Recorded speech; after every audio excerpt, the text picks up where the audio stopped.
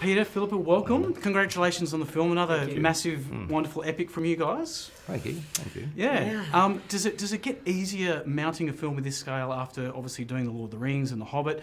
I imagine probably not. But you're the experts. You tell me. Well, it's only the only thing you'd ever describe as easy is the sense that, you know, you've made mistakes in the past. Yeah. You know, in logistics, and you didn't have enough people to do this and that, and you now know you've got, you know, things like this, practical things like that you sort of you know, hopefully don't make the same mistakes again. But what you do is you make a whole lot of new mistakes.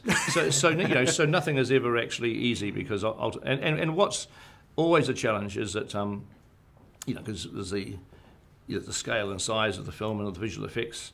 You know, we have fortunately a great team that we built around us that you know that we totally trust to do all that work. But the thing that's never easy is the storytelling. You know, that every time you start a script, every time you start to tell a story, it's may as well be the first time that you've ever done it, because you can't rely on the past. You know, you can't rely on we did this back then. This is a new, fresh story with new characters, and it's either going to work or not based on us doing our job and trying to dig deep, you know. So there's always, it's never easy. Yeah. No. In terms of I'm very curious about your writing process as well, because obviously it's a collaboration between you both and Fran.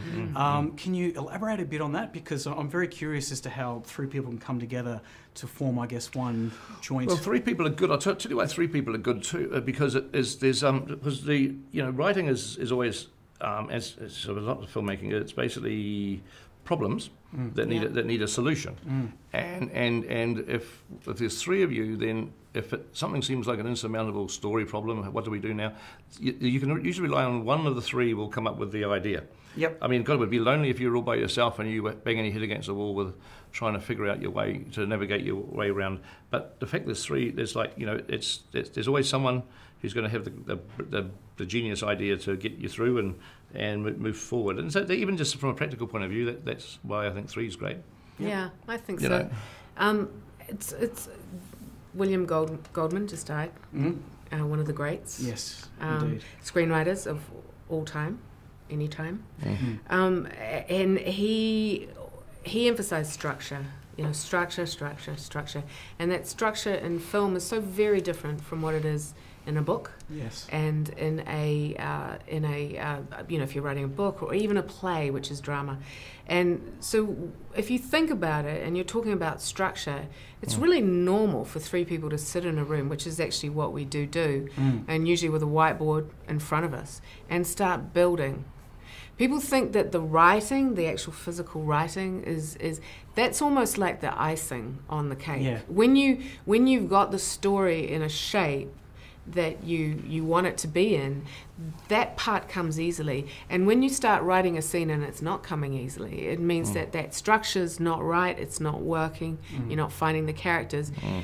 And also, I have to say, for any young screenwriters out there, work with a director if you can, because Pete's a fantastic writer in his own right, but you're so visual. You also have a good sense of pace. You know, when you're wrangling a story to the ground, you can lose that. You can lose the sense of how it's going to play, and you're very good at keeping an eye on that. The other thing with three people very quickly is that basically you've got a sense, you've always got a judge and a jury going on, because if any one of us have an idea that we think is the best idea in the world, and the other two are saying, really, do you think that's it? Then it's up to that person to actually present a case and to mount it and to mount the argument and say, well, look, I'll tell you, it may not be completely obvious, but this is why I think my idea is great. And the other two are there to actually to say, no, come on. Or they'll say, yeah, that's fantastic. And guess what? If we did that, well, we could do this, and suddenly you've got a snowballing effect. Yeah. But you always have to prove, you have to mount your case to the other two. Yep. You know, and that's a healthy thing. I mean, to mount your case, to have to actually argue why you think something is important is actually it's like, you know, it's a way to kick the tires and to test drive the idea. Absolutely. And it's best to do it then than to actually put it on screen and it was a bad idea and should never have been put on screen. Absolutely, absolutely, yeah. And there's also, just talking about your love of aviation, of course.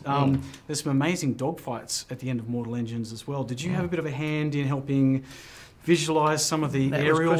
Christian did all that. I mean, he's he's perfectly capable of doing dogfights. But certainly, I like the one thing with. I mean, everybody talks about the world, the world of this film as being the attraction cities and the predator cities and the cities on wheels. But the airship side of it, I'm really really fond of. And I read all 4 books. They first came out, and and I think the idea of just of going around on airships, all juiced up, kind of, these kind of crazy rogue airships is fantastic. And so that certainly was one of the things that appealed to me as well, as part of the world, yeah. Absolutely, yeah. Absolutely. Look, last question for you both is, this year marks the 15th anniversary of the release of The Return of the King. Does it seem like it's that long? Does it seem like it's been 15 years since that came out? Wow. Sometimes it feels like no time at all. I just saw Elijah actually just recently, and that guy, I don't know, he just doesn't age. Something's going on. There's some weird thing going on. There's some weird thing, and I think he's got a machine in his basement. I think he's got a ring in his pocket. Oh, is that where it went? Right. That explains everything. He ain't aging. No, it's hard. Time is. It just makes you feel old, doesn't it? But really, I mean, 15 years. We are getting old. Are we? We're getting old. Oh, are we? Oh. That's all right, though. It's all right. But no less brilliant, of course. Yeah, that's right. Yeah. Exactly. Yeah. I mean, older and wiser. Older and wiser. Exactly. I still have. I mean, what is nice now at this time, 15 years later, is that I have I talk to kids, a lot of young kids now whose parents are introducing them to the Tolkien, and they see the Hobbit movies, and then they see the Lord of the Rings films. So they're actually able to watch the 6 films in the order that they're supposed to be in. And I'm getting a lot of feedback about that now, because we're out at that time, which is fantastic. That that these kids are just able to sort of soak up the saga of this, and follow it. I mean, for some reason, parents think the Lord of the Rings have to be slightly older than they do the Hobbit. But I think it's pretty much the same age is fine. About 3 or 4, and you're fine. Chuck him in at preschool. Preschool, absolutely mandatory viewing at preschool. There you go. We'll try and get it on the curriculum. Great, Peter and Philippa. Thank you very much for your time. Thank you very much. Thank you. Great. Great.